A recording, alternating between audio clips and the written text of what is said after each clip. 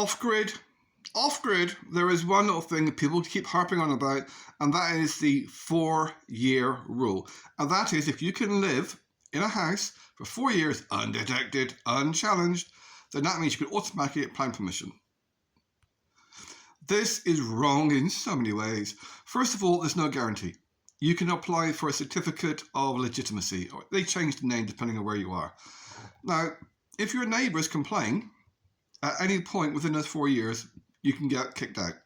You can say you're not allowed to live, not allowed to build a house. You also cannot conceal it. You can't build it underground, and it has to have foundations.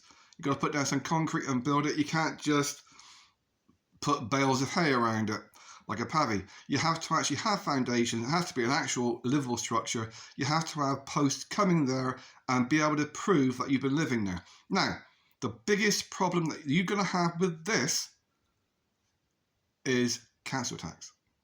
And the reason for this is that if you get past your 4 years and nobody challenges you, nobody plans permission, gives you any grief, and you apply for your certificate of legitimacy or whatever they want to call it, different areas, different things, at that point, you then become legally liable for back tax. And that means you've got to pay council tax for the whole time you've been there. So if you say, we've been living here 4 years, you didn't find it, you've then got to pay 4 years back council tax. And the way council tax works, it's exactly the same way, not exactly the same way. It's a very similar way that it works in America. And that the tax you pay is based primarily on how much the government and the local council think your property is worth. Not how much it is actually worth, not how much you paid for it, but how much they think it is valued at. And then you pay a percentage of that to the council. Now you can't get discount. Now if you're on welfare, if you're unemployed, on benefits, you get a massive discount. But you would still end up having to pay 10, 15, 20, 2,000, 4. You still end up having to pay about £4,500 in back tax, even if you're on benefits. And if you're on benefits and you're claiming to own your own house, own land, and you built a house, you may find yourself losing all of your benefits and having to pay them back.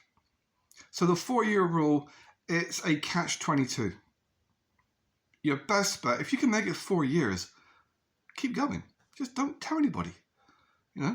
Pretend it's always been there. Grow some liana. It's a case of, it is a catch-22, because you can do the 4 years, you can get legitimacy, but you then have to pay back tax. You're then liable for all these things. It's very difficult and damn near impossible to get council tax exemption. Even if you've got a place with no utilities, no bin collection or no street lights, you can still find yourself liable for council tax. There is a way around this, but I can't say it online, so we'll get shut down. But there is a way that you can get around this where you end up having to pay, I think, £50 a year instead. And another £25 on top for an extra thing. But for that £75, you basically get to do what you want, so long as you have the right location.